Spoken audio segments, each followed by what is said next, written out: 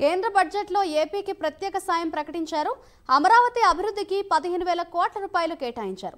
అవసరాన్ని బట్టి భవిష్యత్తులో రాజధానికి మరిన్ని అదనపు నిధులు కేటాయిస్తామని తెలిపారు. అలాగే మెరుగైన మౌలిక వసతుల నిర్మాణానికి సహకరిస్తామన్నారు. పోలవరం నిర్మాణానికి కట్టుబడి ఉన్నామని, విభజన చట్టం ప్రకారం పారిశ్రామిక అభివృద్ధికి ప్రత్యేక సహకారం అందిస్తామన్నారు నిర్మలా సీతారామన్. ఇదే అంశంపై మరింత సమాచారాన్ని మా ప్రతినిధి రవికృష్ణ అందిస్తారు. రవికృష్ణ, చెప్పండి, కేంద్ర బడ్జెట్లో చూస్తే ఏపీకి కేటాయించిన నిధులకు సంబంధించి ఓవరాల్ గా అప్డేట్స్ ఏ విధంగా ఉన్నాయి? మాధురి, ఏదైతే ఈ రోజు కేంద్ర బడ్జెట్ ప్రవేశపెట్టారో కేంద్ర బడ్జెట్ లో మాత్రం ఏపీకి ప్రత్యేకంగా కూడా నిధులు కేటాయించడం జరిగింది. ప్రధానంగా కూడా ఇక్కడ ఏదైతే రాజధాని నిర్మాణానికి ఇప్పటికే 15,000 కోట్ల రూపాయలు ఇవ్వడం జరిగింది. 15,000 కోట్ల రూపాయలు కదా తొలి విడతగా ఇచ్చినట్టుగా కూడా తెలుస్తుంది. ఈ నేపథ్యంలోనే ప్రజెంట్ అయితే మాత్రం ఇక్కడ ఉన్నటువంటి అమరావతి ప్రాంతానికి చెందిన ఎవరైతే రైతులు ఉన్నారో వాళ్ళందరూ కూడా ఆనందాన్ని వ్యక్తం చేసిన పరిస్థితి ప్రస్తుతం కనపడుతుంది. ప్రధానంగా కూడా ఇక్కడ మనం అబ్జర్వ్ చేసినట్టయితే మాత్రం రాజధాని అభివృద్ధికి మాత్రం పూర్తి స్థాయిలో కూడా కట్టుబడి ఉన్నామని చెప్పింది. గతంలో ఏదైతే ఈ రాజధాని నిర్మాణం జరిగినటువంటి రోజునే నరేంద్ర మోడీ ఇక్కడ అద్భుతమైనటువంటి రాజధానికి కేంద్రం సాయం చేస్తుందని చెప్పారు. ఈ నేపథ్యంలోనే మొన్నటి వరకు కూడా జరిగినటువంటి ఈ ఏదైతే ఈ అవకతవకలు ఏవైతే ఉన్నాయో దానికి సంబంధించి 3 రాజధానుల దెబ్బతో పూర్తిగా కూడా దెబ్బతీసిన పరిస్థితి అయితే ఉంది. ఉన్నటువంటి అమరావతి రాజధాని కూడా దెబ్బతీసినటువంటి పరిస్థితి ఉంది. ఇప్పుడు ఏదైతే ఎన్డీఏ కూటమి అధికారంలోకి వచ్చిన తర్వాత మాత్రం పూర్తిగా ఇప్పుడు రాజధాని నిర్మాణానికి కట్టుకున్నట్టు 15,000 కోట్ల రూపాయలు ఇస్తున్నట్టుగా కూడా తెలియజేశారు. అదే విధంగా కూడా పోలవరానికి సంబంధించి ప్రధానంగా పోలవరం ఏదైతే ఉందో పోలవరానికి సంబంధించి ప్రధానంగా ఇక్కడ పూర్తి స్థాయిలో కూడా సహకారం అందిస్తామని కూడా తెలియజేసిన పరిస్థితి కనపడింది. పోలవరానికి సంబంధించి ఏదైతే పోలవరం నిర్మాణం కానీ గత ప్రభుత్వం అయితే మాత్రం పోలవరాన్ని పూర్తిగా కూడా నిర్లక్ష్యం చేసింది. దానికి నిధులు కూడా కేటాయించిన నిధులు కూడా సక్రమంగా కూడా వాటిని వినియోగించుకోలేనటువంటి పరిస్థితుల్లోకి వెళ్లిపోయినటువంటి క్రమంలో ఇప్పుడైతే మాత్రం పూర్తి స్థాయిలో కూడా నిధులు కేటాయిస్తామని తెలియజేశారు. నిర్మాణానికి పూర్తిగా సహకరిస్తాం పోలవరానికి అని తెలియజేశారు. అదేవిధంగా కూడా రాష్ట్రం అభివృద్ధి చెందాలంటే మాత్రం ప్రధానంగా కూడా ఏదైతే పారిశ్రామికంగా కూడా అభివృద్ధి చెందాల్సినటువంటి అవసరం ఉంది. అభివృద్ధి చెందాల్సిన పరిస్థితుల్లో పారిశ్రామిక కారిడార్లు అవసరం. అటువంటి నేపథ్యంలోనే ఇప్పుడు వైజాగ్ నుంచి మెడ్రాస్ వరకు కూడా ప్రత్యేక పారిశ్రామిక కారిడార్లను ఏర్పాటు చేయడానికి అవకాశం కల్పిస్తామని, అదేవిధంగా కూడా వైజాగ్ టు బెంగళూరు వరకు కూడా ప్రత్యేక కారిడార్లకి అవకాశం కల్పిస్తామని కేంద్రం అయితే చెప్పింది. అదేవిధంగా ఏపీకి కావాల్సిన బడ్జెట్ ఏదైతే ఉందో బడ్జెట్ కి సంబంధించి కొంత ఎక్కువగా కూడా బడ్జెట్ కేటాయించేందుకు, అంటే అభివృద్ధికి సంబంధించి ఏపీ అభివృద్ధికి సంబంధించి బడ్జెట్ కేటాయించేందుకు కూడా ఈ సంసిద్ధత వ్యక్తపరిచింది. ఈ నేపథ్యంలోనే ఎవరైతే ఆ బడ్జెట్ ప్రవేశపెట్టినటువంటి కేంద్ర మంత్రి నిర్మలా సీతారామన్ ఉన్నారో మాత్రం అక్కడ ఉన్నటువంటి టీడీపీకి సంబంధించిన నాయకులు అయితే మాత్రం పూర్తి స్థాయిలో కూడా వాళ్ళైతే ఆనందాన్ని వ్యక్తం చేస్తున్న పరిస్థితి అయితే కనపడింది. ప్రధానంగా కొద్దిసేపు క్రితమే సోమిరెడ్డి చంద్రమోహన్ రెడ్డి ఇక్కడికి అసెంబ్లీలో మాట్లాడటం కూడా జరిగింది. ఆయన ఏదైతే ఈ విధంగా కూడా బడ్జెట్ లో 15,000 కోట్లు కేటాయించాలని ఆయన అయితే మాత్రం ఆనందాన్ని వ్యక్తం చేశారు. అంతకు ముందు గతంలో అయితే మాత్రం స్కాముల్ని పరిష్కరించుకోవడానికి ఢిల్లీకి వెళ్ళేటువంటి పరిస్థితి జగన్మోహన్ రెడ్డి చేశారు. ఇప్పుడైతే మాత్రం కేవలం ఒక ఈ రాష్ట్ర అభివృద్ధి కోసం, అంటే స్కాములకి కాకుండా కూడా కేవలం అభివృద్ధి మీదే కాన్సన్ట్రేషన్ చేసి వెళ్ళినటువంటి పరిస్థితి జగన్మోహన్ రెడ్డి ఏదైతే స్కాములు చేశారో స్కాములకు విరుద్ధంగా ఇప్పుడు ఏదైతే చంద్రబాబు నాయుడు ఉన్నారో చంద్రబాబు నాయుడు మాత్రం రాష్ట్ర అభివృద్ధి కోసం పూర్తి స్థాయిలో కూడా ఆయన కట్టుబడి ఉన్నట్టుగా కూడా తెలియజేశారు. దీనిని ఎన్డీఏ కూటమి కూడా పరిగణలో తీసుకుంది. ఎన్డీఏ కూటమి పూర్తిగా కూడా చంద్రబాబుని నమ్మడం జరిగింది. అదేవిధంగా కూడా పవన్ కళ్యాణ్ ఇచ్చినటువంటి ఇన్పుట్స్ కానీ, అదేవిధంగా చంద్రబాబు చెప్పినటువంటి లెక్కలు ఏదైతే శ్వేతపత్రాలు ఏవైతే ఉన్నా వాటన్నిటికీ కూడా కేంద్రం అయితే మాత్రం పరిగణలో తీసుకున్నటువంటి నేపథ్యంలో ఏదైతే అమరావతి రాజధాని ఉందో అమరావతి రాజధానికి మాత్రం పూర్తి స్థాయిలో కూడా తాము నిధులు కేటాయించే విధంగా కూడా తొలి అడుగు పడింది.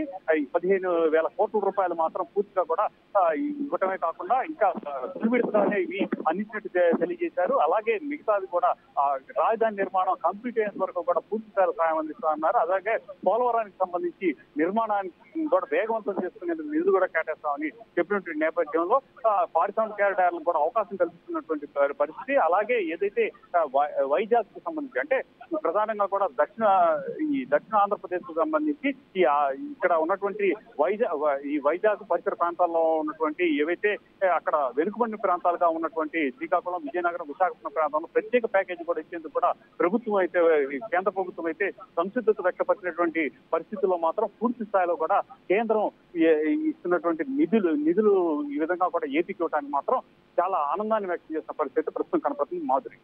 Thank you Ravikrishna.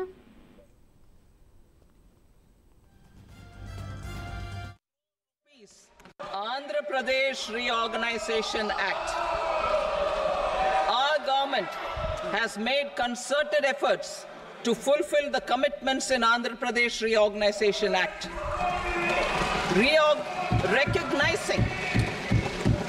Recognizing the state's need for the capital, recognizing the state's need for a capital, we will facilitate special financial support through multilateral development agencies. In the current financial year, 15,000 crore rupees will be arranged with additional amounts in future years. Our government is fully committed to financing and early completion of the Polavaram irrigation project, which is the lifeline for Andhra Pradesh and its farmers. This will facilitate our country's food security as well. Under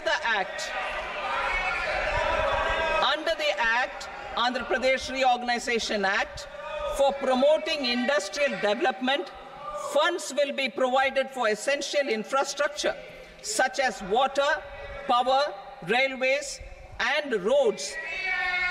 In Kopparthi node on the Visakhapatnam-Chennai Industrial Corridor and Varavakal node on the Hyderabad-Bangalore Industrial Corridor. An additional allocation will be provided this year towards capital investment for economic growth. Grants for backward regions of Rayalaseema, Prakasham, North Coastal Andhra, as stated in the Act, will be provided. Andhra Pradesh Reorganization Act. Our government has made concerted efforts to fulfill the commitments in Andhra Pradesh Reorganization Act.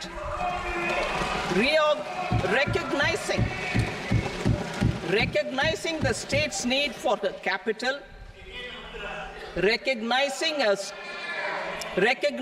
the state's need for a capital, we will facilitate special financial support through multilateral development agencies.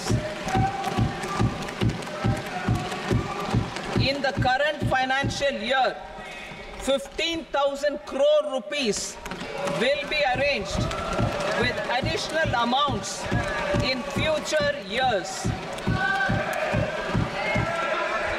Our government is fully committed to financing and early completion of the Polavaram irrigation project, which is the lifeline for Andhra Pradesh and its farmers. This will facilitate our country's food security as well. Under the Andhra Pradesh Reorganization Act, for promoting industrial development, funds will be provided for essential infrastructure such as water, power, railways, and roads. In Kopparthi node on the Visakhapatnam-Chennai Industrial Corridor and Varavakal node on the Hyderabad-Bangalore Industrial Corridor. An additional allocation will be provided this year towards capital investment for economic growth. Grants for backward regions of Rayalaseema, Prakasham, North Coastal Andhra, as stated in the Act, will be provided.